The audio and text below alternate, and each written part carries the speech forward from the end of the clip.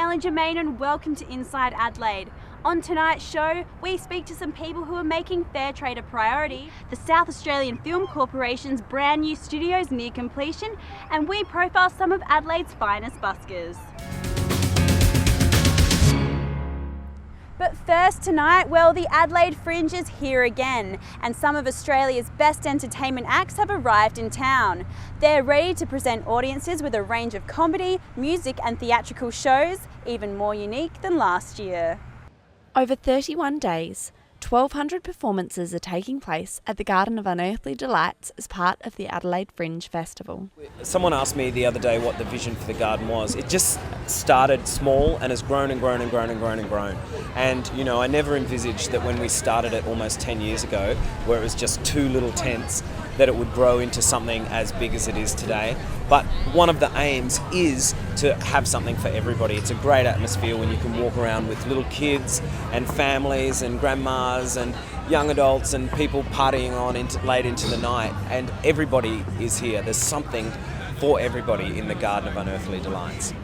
We spoke to Scott Maidman, the producer of Cantina, which is set to be a sellout show at this year's Fringe. Well, Cantina is set obviously in the Spiegel tent, and it's a whole world of music where people happen to all meet in this bar area, which is the Cantina, and amazing circus, amazing acrobatics, and it's kind of undescribable until you actually see it. I think Adelaide audiences, you know, see shows obviously from all around the world all the time. Adelaide's a really cultured audience, and there's people looking for the next big thing.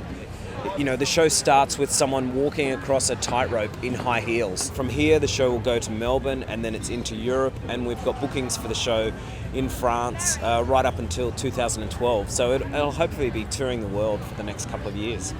Opposite the Spiegel tent, where Cantina is playing through until the 13th of March, is the box which houses Dutch show Nothing is Really Difficult. I'm from the mime school.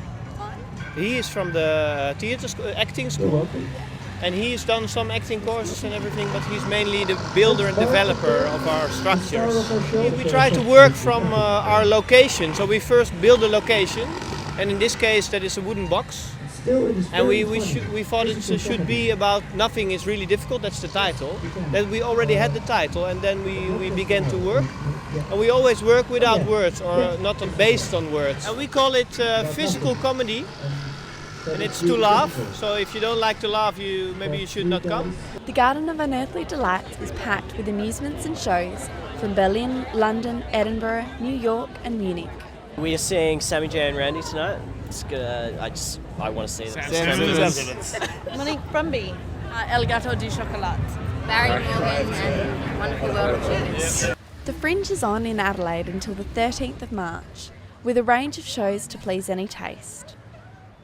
Phoebe Bowden, Inside Adelaide. Well, there's certainly something out there for everyone at this year's Fringe, and one show that is making a difference is Trapped. Now, Trapped covers some controversial issues and has been created in association with the No Strings Attached Theatre of Disability. You know why you're here, retard? Because nobody loves you. Nobody cares. Nobody wants to see you. You will never get out. You will die here. Dealing with confronting and controversial issues, the play Trapped is just as relevant today as it was when first created 6 years ago. Actor Illyrio Zavace has teamed up with Kim Mackenzie from the No Strings Attached Theatre of Disability to bring the show to this year's Adelaide Fringe. The first time we performed this show was in 2005. And we did it at the Parks Community Centre. And then in 2006 we did it as part of the Fringe. After collaborating and exploring their biggest fears, the duo came up with Trapped, a story about an unlikely friendship formed in the confines of a detention centre. I started kind of brainstorming the idea of nightmares. So I said, Kim, what is your worst nightmare?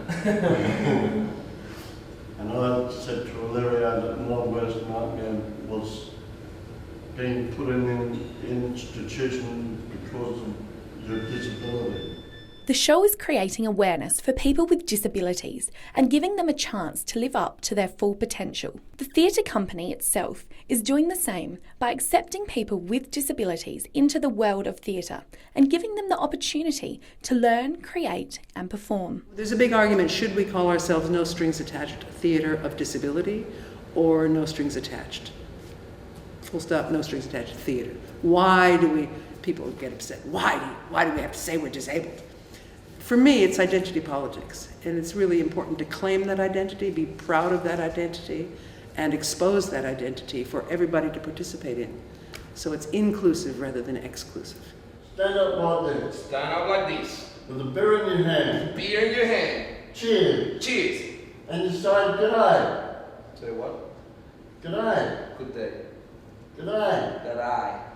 G'day. G'day. The fact that Trapped deals with cross areas of exclusion, that we're not a theatre that necessarily just talks about disability, but that does theatricalize the lives of and the stories of people with disability. My brother in Venezuela is blind and he's got an intellectual disability, so all my life it has been totally normal for me to work with disabilities and just don't look at what they cannot do, as it were, but you look at what are all the potential of the things that they can do.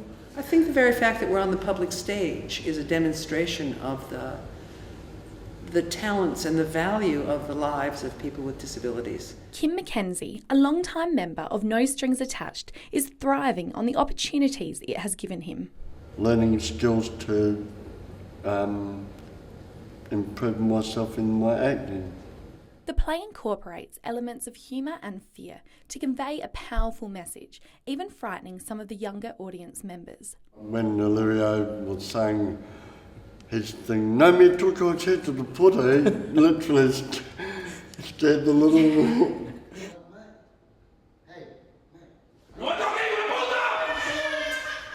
Trapped also explores other issues, including the controversial plight of asylum seekers, something which is of constant relevance in Australia.